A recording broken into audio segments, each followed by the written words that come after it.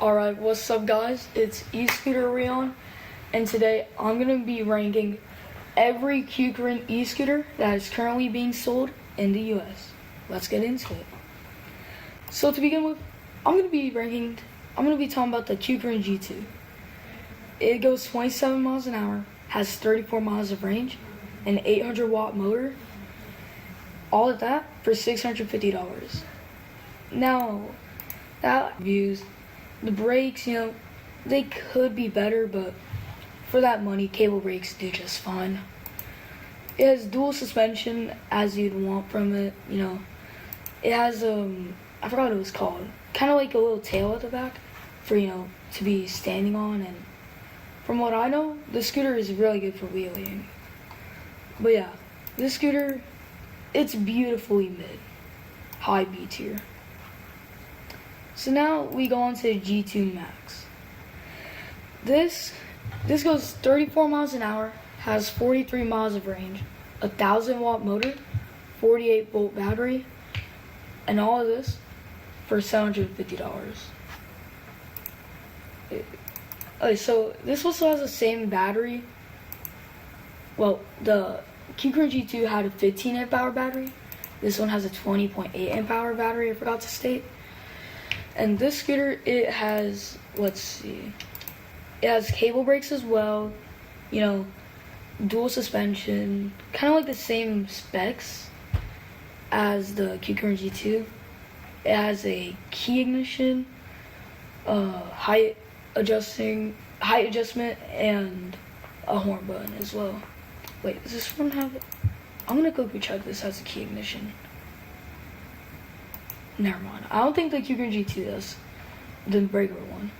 So this one, for $750 and what you get with it, I think this low A tier.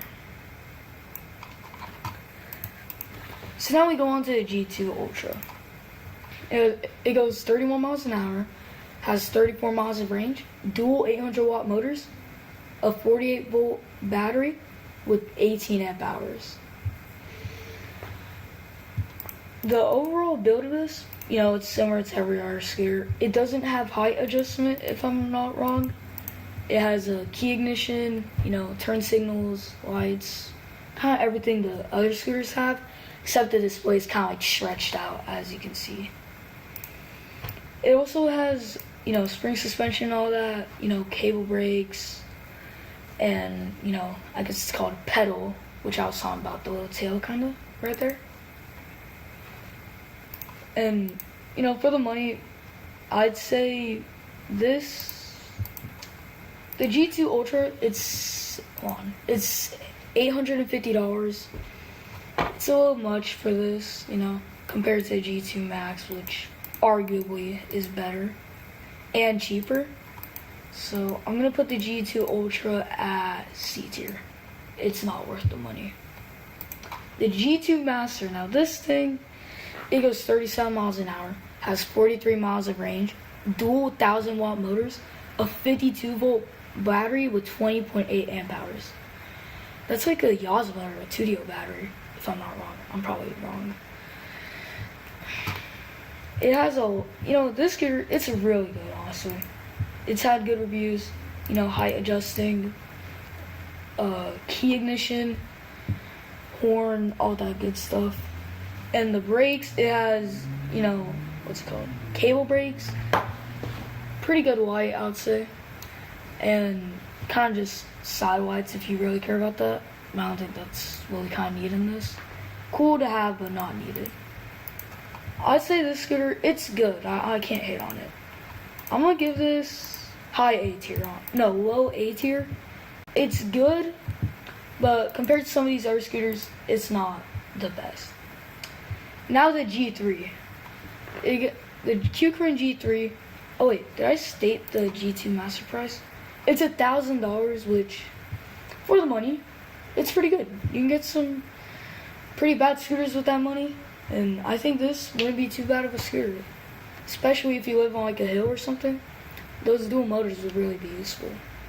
But anyway, as I'm editing this video, guys, I accidentally said that The Kukirin G3 goes 37 miles an hour. I wish it did, but it doesn't. It has a 37-mile range and a 31-mile-an-hour top speed. So sorry for that. A 936 watt-hour battery. I don't understand that, but that's cool. And a 1200 watt rear motor. It has a pretty good build. I don't think it has height adjustments, and it doesn't state it anywhere. So, but it does have dual cable brakes as expected. By the looks of it, it has a key ignition, a somewhat twist throttle, like partly twist, turn signals, and a horn. I think that's a touchscreen, if I'm not wrong, as well. So, you know, and obviously, as I said earlier, dual cable brakes. I wouldn't, you know, this scooter, it's not a scooter Kukirin really advertises, and I'm not sure about the support on it, but it is pretty good for $750. You know, good specs and all that. But as earlier, the G2 Max, it's a bit better than this. So this B tier, it's gonna be a high B tier. So anyway, the G3 Pro, this might be the best scooter we have on the list. It goes 40 miles an hour, has a 49-mile range, dual 1200 watt motors, a 52 volt battery that has 23 amp hours. It also has hydraulic disc brakes, dual hydraulic disc brakes, you know. Also, it's a 1196 watt hour battery, in case y'all are wondering. And it has a lot of features. Big, relatively normal display, turn signals, horn, dual and single switch. So like, if you want to use dual motor or a single motor, you can switch between it. Lights, folding, you know, all the key ignition, and a regular throttle. Now, the brakes, this is where it gets really nice. For all that hydraulic brakes, you don't see that often on e-scoot. But yeah, this is a pretty big scoot, really nice. I'd get this if I had the money. It's $1,300. It's a lot, but for like the best overall scooter, I'm giving this a S tier, like high S tier. Anyway, now as we look at the G4, for anyone who knows who the GOAT Flyby G4 is, y'all know this thing can wheelie, it's really good handling and all that. It goes 43 miles an hour, has a 43-mile range, a rear 2,000 watt motor, a 60 volt battery with 20 amp hours. 60 volts is like mad e-moto territory with that amount of power. It does not have hydraulic brakes, if I'm right. But let's look at the display. You know, key ignition, kind of a half twist throttle if you want to call it that. Really, it's kind of just a thumb throttle. It has horn, turn signal, and a display. Kind of simple, but it's only $900. It's only $900. So, and it has cable brakes. You know, dual cable brakes. Not bad. I'd say mid S tier kind of. And now for our final scooter, the G4 Max. This thing is a beast. It's rarely ever in stock, and when it is, it normally sells out like crazy.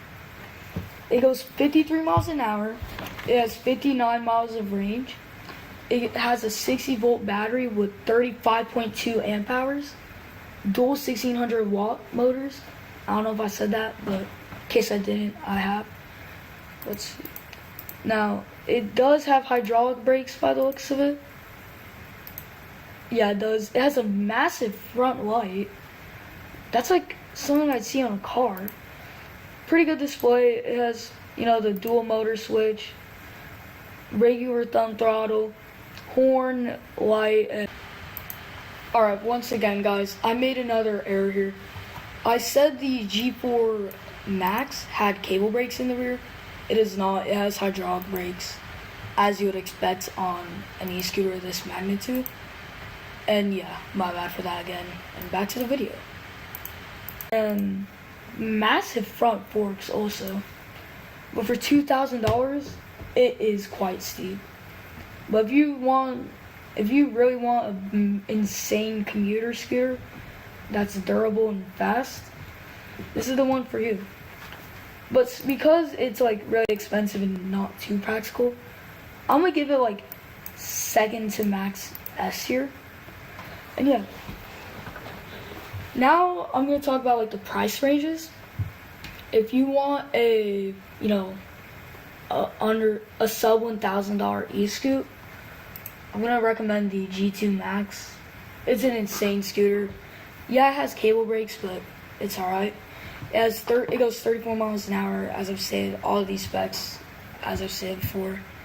I'm gonna say this is the best scooter under $1,000. And now if we're talking about like, 1 to 5,000, I'm gonna recommend the G3 Pro. Just because it's like arguably, in my opinion, one of the best scooters in this entire list. And for like a hyper scooter, obviously G4 Max. But overall, for the best scooter from Kukirin for the money and the features, G3 Pro. That's gonna be the best. And if you want to get your kid an e-scoot, the G2 is really good. It seems to be easy to learn on, not too fast, good range, and it can keep up with like other scooters as well. But anyways, guys, thank you all so much for watching to the end, and I do plan on making a few more rankings, Dualtron, Awesome, and all those other brands. And yeah, I'll see y'all in the next one.